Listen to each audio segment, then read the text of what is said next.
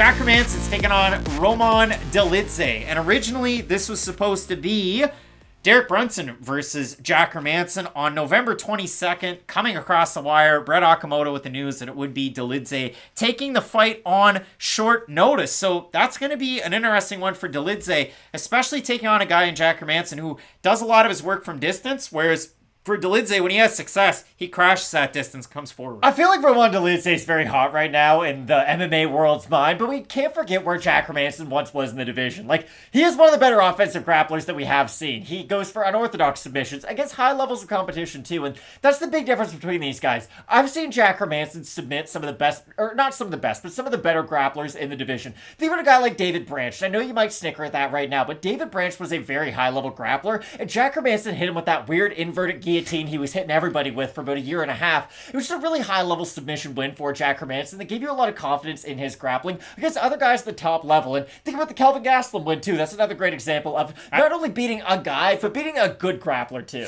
And he did it really quickly, and it was odd how quick it ended up going. But for Hermansson, the one I go back to is, like, if we're playing, it's not Plinko, it's the Yodel game there on Price is Right, but we're going all the way up. The fight that he had against Jauregui Souza, like, he looked really good in that one, and Souza wasn't necessarily out of it just yet. But for Hermansson, we talk about the good, and then the bottom falls out. He was chopped liver going into his fight against Chris Curtis, and everybody wrote him off. They definitely did, because he doesn't react well to strikes in the feet whatsoever. He still doesn't. My opinion on that hasn't changed. Now, did he look better in his fight against Chris Curtis? Definitely. That was an awful fight, though. Again, I opened this video up saying Hermansson has a lot of success when he's at distance and striking. He landed a lot of leg kicks in that fight against Chris Curtis and didn't really get too much of his boxing going. And Curtis definitely wasn't going to go in there and try and wrestle. Now, he is the main training partner of Roman Dolidze, so maybe they can exchange notes a little bit out of the experience that Chris Curtis had.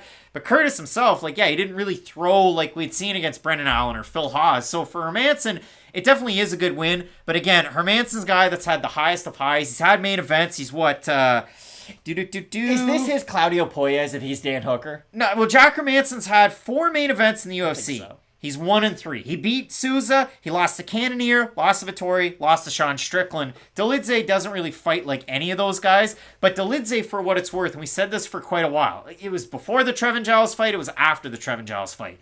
Roman Dolidze, when are you going to fight like when you were the light heavyweight champ with WWFC? When are you going to throw the spinning stuff? When are you going to throw with power? When are you going to cut the distance?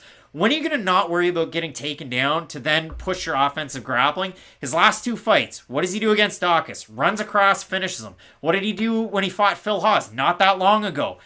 Struck a little bit with him, switched stances, and that's the thing about Dolidze. He will switch his stances, and I do have it there. But if you look at Dolidze, Haas goes for the takedown. Dolidze kind of scrambles with it, grabs the leg, pops the knee, let's go with a submission. And then when Haas is back up, taking missteps, that's when Dolidze goes 1, 2, 3, drop him. And so Dolidze, again, looked really good in that one. I see it in the chat, like VT's talking about Haas.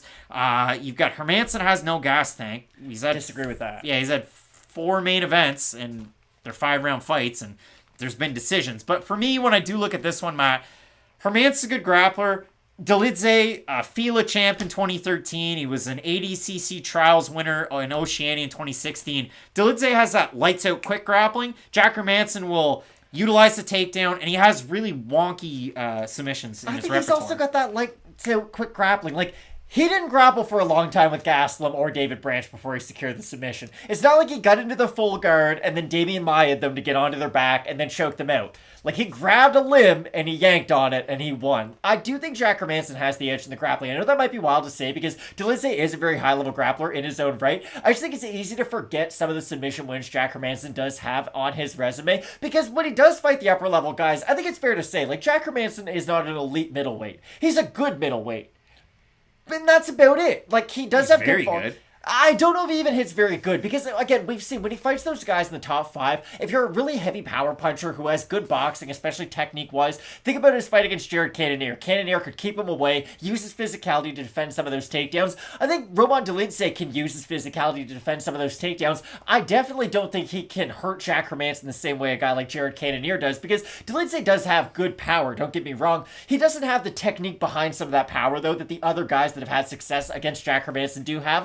Think think about Marvin Vettori, too. Vettori, I know we talk about as a guy who strikes his way into the clinch, but in the fight against Jack Hermansson, it was a lot of jabs, a lot of straight lefts. He was very technical in that matchup, and that tends to be what Hermansson struggles with. That's why I think this matchup's so key, because for as good as Dolidze is, he's not a guy who's a very technical guy. You don't really look at a lot of other fighters in the UFC and say, wow, they fight like Roman Dolidze, so I'll be very curious to see how his style matches up against the more traditional Jack Hermansson. If you watch Roman and his striking, you watch him from southpaw, because again, he is a switch-based fighter. If he's from southpaw, he's trying to throw the left high kick, and it's like, it's out there and it's going to happen. He doesn't really throw much to set it up, but it's there to throw that kick. And when he goes over to orthodox, heavy right hand, and he can throw his right hand. It's either straight shot, he throws a hook, he can mix it up, overhand. He really is special in that regard. And if you look at it, 6 wins by knockout, 3 wins by submission on his ledger. But the biggest thing that I found out of it, and again, 2 performance bonuses last 2 times out, but Bisping said this in the Haas fight.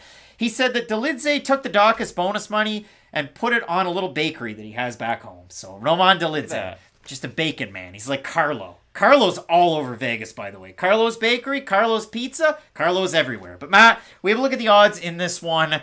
We're not here to talk about bakeries and pizzerias. No, it's been a long show. Jack Hermansson, open -150, -190. Dolidze, open +130, +156. I'm surprised to see the odds there. We have a look. Again, November 22nd, this fight was announced. It was supposed to be Derek Brunson originally. We have a look at the Topology votes, Matt. Surprised to us there, to you. I'm going to say over-under 70% Hermansson. I think they'll be over, I do.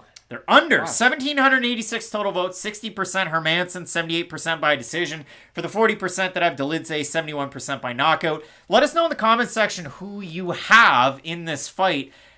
I have it as a tough one. I have Jack Hermansson, but again, I do have questions because he doesn't necessarily deal all that well with pressure and big power. And that's exactly what Roman Dolidze throws. And Dolidze is a game grappler if it touches the mat. The thing I will say, though, is Dolidze's cardio is much more questionable than Jack Hermansson's, to whoever said Jack Hermansson has poor cardio. Like, Hermansson, in the fight against Jauregui, really had to weaponize his own cardio and his own pace to win that fight. And I know he lost to Marvin Vettori, but that was a great fight. That was competitive back and forth. He landed some own good shots. And the thing about Hermansson is, I think you can knock him out in the first round, but it's harder to knock him out in the second and the third. He has to ease himself into the fight a little bit, because that's the thing. He'll be a little stiff going into some of these striking engagements, but once he does relax himself into the fight, he becomes a much better striker. So I do like Jack Hermansson in this matchup, but I think this will be a really fun fight. From the Maritimes, that's the question. So both of us going with Hermansson in this one? I think so, yeah. Yeah, it really is a tough one, though. I think it's going to be a really fun fight for what it is worth.